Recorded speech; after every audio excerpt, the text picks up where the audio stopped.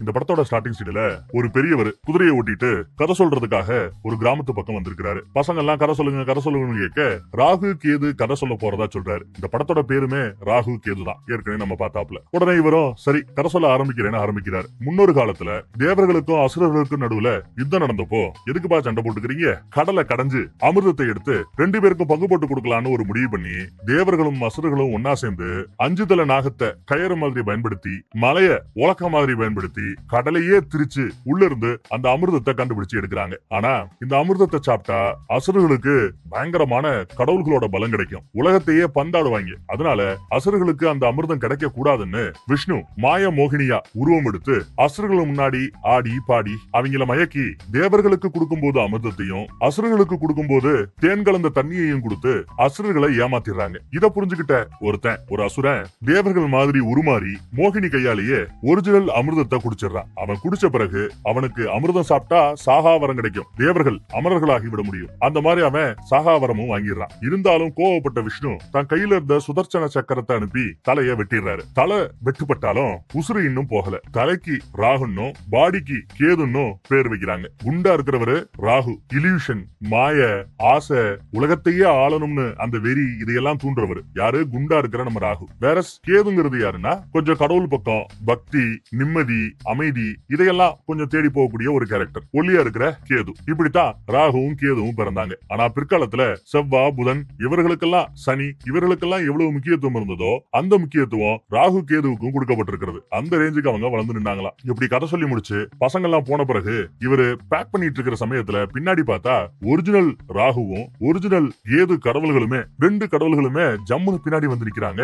ஆளு பாக்குறதுக்கு பயங்கரமா இருக்கிறாங்க 2 பேருமே. பரவாயில்லையே, உங்க கதை சொன்னா நீங்க வந்துருவீங்கன்னு நினைச்சேன், கரெக்டா வந்துட்டீங்க அப்படிங்கிறாரு அந்த பெரியவர். இப்ப கதை நடக்கிற இந்த கதைக்களம் எல்லாமே இமயமலையை சுத்தி இந்தியாவோட உச்சியில மலைகள்ல ஒரு காலத்துல இங்கதான் கைலாய மலையெல்லாம் இருக்குன்னு பேசிக்கிட்டாங்கல்ல. தேனும் ஆறு ஓடிக்கிட்டு இருந்த மூலிகைகள் எல்லாம் மலை முழுக்க கடந்த இந்த இமயமலை ஹிமாச்சல ஏரியாவையே இப்போ கஞ்சா வியாபாரம் பண்ணி காசு பார்க்கணுங்கிறதுக்காக கஞ்சாவை மலை முழுக்க நட்டு வச்சிருக்காங்களா. இதையெல்லாம் தடுக்கணும், அதுக்காகத்தான் உங்களை வர சொன்னதா சொல்றாரு. ராகு கேதுவையே அசால்ட்டா கூப்பிடுறாரு. அப்ப இவர் எப்பேற்பட்டவர்னு பாருங்க. இவரை பேச விடும்போதெல்லாம் இவருக்கு பின்னாடி போர் முழக்கத்துக்கு சங்க பயன்படுத்துவாங்கல்ல, அதோட சவுண்ட் அப்பப்போ லைட்டா கேட்டுக்கிட்டே இருக்குது. எனக்கு என்னமோ பகவான் விஷ்ணுவை ரெப்ரசென்ட் பண்றாப்ல காட்டுறாங்கன்னு தோடுது. அடுத்து இவரு வேற ஒரு வீட்டுக்கு போறாரு குதிரையோட. இவர் சவுண்ட கேட்டதுமே அந்த பக்கத்துல இருந்து ரொம்ப குஷியா துள்ளி குதிச்சு ஓடியாராரு இன்னொரு பெரியவர். புரியாத மாதிரியே 2 பேரும் விடுகதை மாதிரியே பேசிக்கிறாங்க. எங்க ஏதாவது கேள்வி கேட்டா ஸ்ட்ரெயிட்டா பதில் சொல்ல மாட்டீங்களா, ஒரு விடுகதைக்கு விடுகதை தான் பதிலா புதிர் போட்டு இப்படி பேசினா எப்படி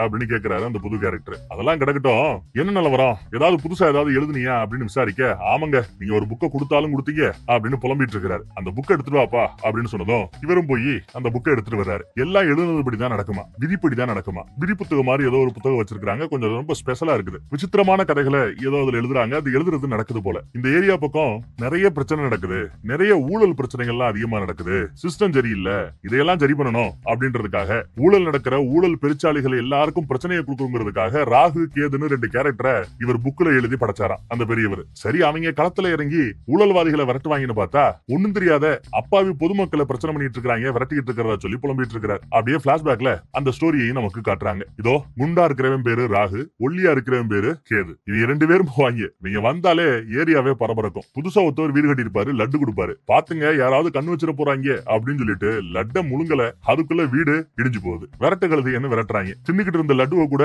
அப்படியே எடுத்து எச்சியை தொடச்சு உள்ள வச்சுட்டு ஓடுறாங்க பாருங்க அவங்க. அடுத்து டீ கடைக்கு போவாங்க. ஐயா டீ குடுக்காத அப்படின்னு ஓனர் உச்சா போயிட்டு இருக்கிற கேப்ல இவங்க டீயை கொடுத்ததும் அடுத்த நொடி ஒரு வண்டி வந்து இடிஞ்சு டீ கடையே நாசமாயிடும். அவ்வளவு பிரபலம் இவங்க. எங்க போனாலும் அந்த இடம் உருப்படாது போல. இதையெல்லாம் கேள்விப்பட்டு இங்க பெரியவர் சிரிச்சிட்டு இருக்கிறாரு பாவம். அதெல்லாம் கிடக்கட்டும், நான் புதுசா 2 பேரை கூட்டு வந்திருக்கிறேன், இங்க பாரியா அப்படின்னு காட்டுறாப்ல. யார இவர் படைச்சது ராகு கேது தன்மை கொண்ட 2 மனிதர்களை. ஆனா இவரு ராகு கேது கடவுள்களையே இங்க கூட்டு வந்திருக்கிறார். எப்பா என்னப்பா நடக்க போகுது அப்படின்னு இவரே குழம்புறாப்ல. நீ ராகு கேது தன்மை கொண்ட மனிதர்களை படைச்ச, நான் ராகு கேது கடவுள்களையே கூட்டு வந்திருக்கிறேன். 2 பேர் இருந்தாலே நாடு தாங்காது, அம்புட்டு பிரச்சனை வரும். இப்போ 4 பேரை களத்துல இறக்க போறோம், நடக்கிறதெல்லாம் நன்மைக்கே பாத்துக்கலாம் அப்படின்னு சொல்றாரு. இப்போ நான் சொல்றபடி கதையை எழுது அப்படின்னு சொன்னதும் அவர் சொல்ல இவரு கதை எழுதிட்டு இருக்கிறார். இப்ப ராகு கேது அங்க இருந்து ஒரு நாடக மேடை நடந்துட்டு இருக்குது, நிறைய பேர் அதை பார்த்துட்டு இருக்காங்க. அந்த பக்கம் நடந்துட்டு இருக்கிறதா அவர் கதை எழுத சொல்ல இவரும் கதை எழுத அதே மாதிரி இங்கேயும் நடக்க ஆரம்பிக்குது. புத்தகத்துல என்ன எழுதுறாங்களோ அது இவர்கள் வாழ்க்கையில் நடக்கும். அப்படித்தான் ஒரு லேடி மாதிரி கெட்டப்ப போட்டு ஒரு அம்மா நாடகம் நடிச்சிட்டு இருக்குது.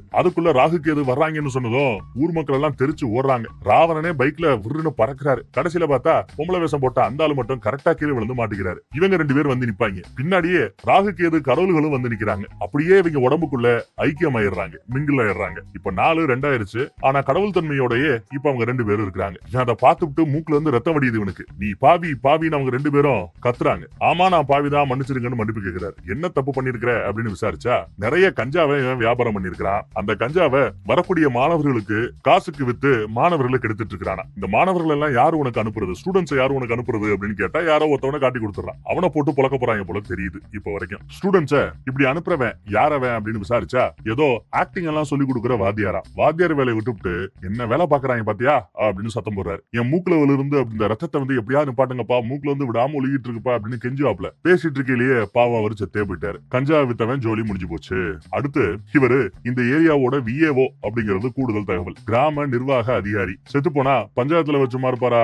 பஞ்சாயத்துல இவரு இப்போ பஞ்சாயத்து பண்ணிட்டு இருக்காரு. போலீஸ் ஆட்கள் எல்லாம் வந்திருக்காங்க. இவங்க தான் காரணம், ஏதாவது பண்ணுங்க வைங்க அப்படின்னு பஞ்சாயத்துல அவர் கம்ப்ளைண்ட் பண்ணிட்டு இருக்காரு. இவங்க எதை பண்ணாலும் பிரச்சனை ஆயிடுது, எதை தொட்டாலும் அழிஞ்சு போயிடுது, நாசமாயிடுது அப்படின்னு கம்ப்ளைண்ட் பண்ணிட்டு இருக்காங்க. லேடிஸ்களும் சேர்ந்து கம்ப்ளைண்ட் பண்ணிட்டு இருக்குது. அதுக்கு அவங்க என்ன சொல்றாங்க, நாங்க வேணும்னே எல்லாம் செய்யறது இல்லைங்க, எங்களுக்கு பின்னாடி இருந்து ஏதோ ஒண்ணு எங்களை இயக்குகிறது, இப்படி எல்லாம் பேசிட்டு இருப்பாங்க. இதுல வேற மூக்குல இருந்து ரத்தம் வந்ததுல இதயம் வெடிச்சு மூக்குல இருந்து ரத்தம் வந்து செத்து போனாரு பிஏஓ. அவருக்கு ஹார்ட் அட்டாக் பிரச்சனை. இந்த மாதிரி மலை மேல பிரச்சனை வந்தா மக்களை காப்பாற்றணும்னு இசிஜி இந்த மெஷின்ஸ் இதெல்லாம் நிறைய வாங்கி வச்சிருக்கணும் அப்படிங்கிறதுக்காக கவர்மெண்ட் நிறைய பணம் கொடுத்ததான். அந்த பணத்திலையும் பயப்புள்ள ஊழல் பண்ணிருக்கான். இதுக்கு நம்ம பஞ்சாயத்து தலைவர் வேற சாட்சி. அது பத்தாதுன்னு பஞ்சாயத்து தலைவரோட பொண்டாட்டிக்கு லஞ்சத்துல கிடைச்ச பணத்தை வச்சு இவன் நிறைய செஞ்சிருக்கான். இது பஞ்சாயத்து தலைவருக்கு தெரியாது போல. உன்னை விட உன் பொண்டாட்டி அவன் தாண்டா நல்லா பாத்துக்கிறாங்கிற ரேஞ்சுக்கு நம்ம பசங்க பேச, யாரா பார்த்து என்ன வார்த்தை சொன்னேன்னு பஞ்சாயத்து தலைவர் அப்படியே பொங்குவாரு. அந்த கேப்ல பொண்டாட்டியோ என்னையும் புள்ளையையும் விட்டுட்டு இப்படி அல்ப ஆயுஸ்ல போய் சேர்ந்துட்டீங்களே அப்படின்னு பஞ்சாயத்து தலைவரோட பொண்டாட்டி செத்து போன வியோவை பார்த்தாலுதா இதை நம்ம என்னத்தை சொல்றது, எல்லாம் படு மோசமா இருக்குது, சர்வ நாசமாக்கிட்டு இருக்குது நம்ம பயபிள்ளைய பிரசன்ஸ் இருக்கிறதுனாலயே. இதுல ஒரு அம்மா வேற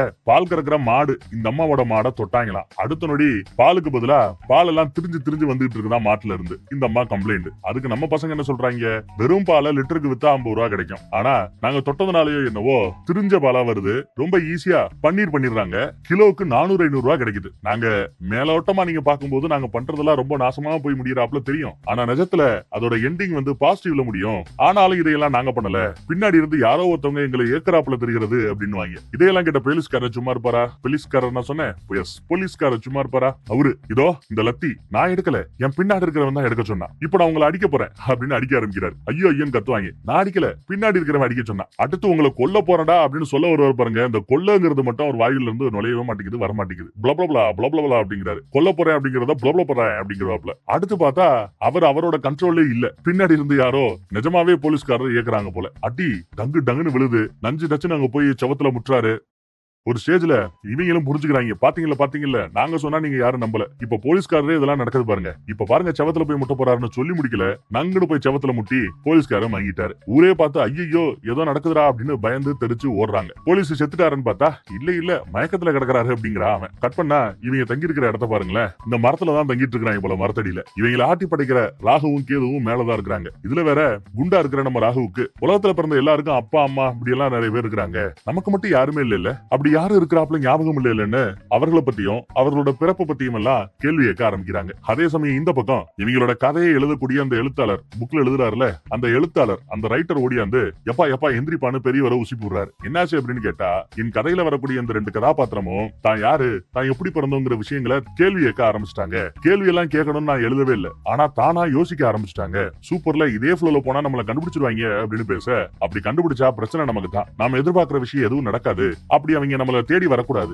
அதுக்கு ஏதாவது பண்ணணும் அப்படிங்கிறாப்ல. என்ன பண்ணலாம்னு எழுத்தாளர் யோசிக்கிறாரு. ஒன்னும் ஐடியா கிடைக்கல. உடனே பெரியவர், அதுக்கு தானே நான் இருக்கிறேன், ஒண்ணு பண்ணுவோம், ஒரு பொண்ணை புதுசா அவங்களுக்கு இன்ட்ரோ கொடுப்போம், பொண்ணு உள்ள வாழ்க்கைக்குள்ள வந்துருச்சுன்னா ஆட்டம் பாட்டம் கொண்டாட்டம் லவ் அப்படி இப்படின்னு போயிடுச்சுன்னா தன்னைத்தானே கேள்வி கேட்கிற அந்த எண்ணமே அவங்களுக்கு வராம போயிடும், அப்படி பண்ணிடலான்னு பெரியவர் ஐடியா கொடுக்குறாரு. நல்ல ஐடியா, 2 பசங்களுக்கு 2 பொண்ணுங்களை அப்படிங்கிறாப்ல நான் எழுதுறேன்னு எழுத ஆரம்பிக்க, அதெல்லாம் வேண்டாம், 2 பசங்களுக்கு ஒரு பொண்ணுங்கிறாப்ல எழுது, அப்பதான் ஒரே பொண்ணை லவ் பண்றேன்னு 2 பேரும் அடிச்சுப்பாங்க, இன்னும் பிரச்சனை பெருசாகும், கதை சுவாரஸ்யமாகும் டாப்ல. சரி ஓகேன்னு அவரு எழுத ஆரம்பிச்சார் போல தெரியுது. கட் பண்ணா இங்க 2 பசங்கள்ல ராகு செவத்துல ஏதோ வரைஞ்சுக்கிட்டு இருக்கான். குதிரை மாதிரியும் தெரியுது, பொண்ணு மாதிரியும் தெரியுது, வித்தியாசமா வரையறான். கேட்டா மாடர்ன் ஆட்டா. ராத்திரி கனவுல ஒரு பொண்ணை பார்த்தானா, பார்த்தது ரொம்ப பிடிச்சு போச்சான், லவ்ல விழுந்துட்டாரா. இப்படியே புலம்பிட்டு இருக்க அந்த பக்கத்துல ஒரு பொண்ணு செல்ஃபி எடுத்துட்டு இருக்கிறத கவனிக்கிறாங்க. எஸ், அந்த பொண்ணுதான். இவளைத்தான் நான் கனவுல பார்த்தேன், என் கனவு கண்ணிங்கிறான். அப்புறம் பாத்துட்டு இருக்கிற, போடா போய் பேசுறா அப்படிங்கிறாரு.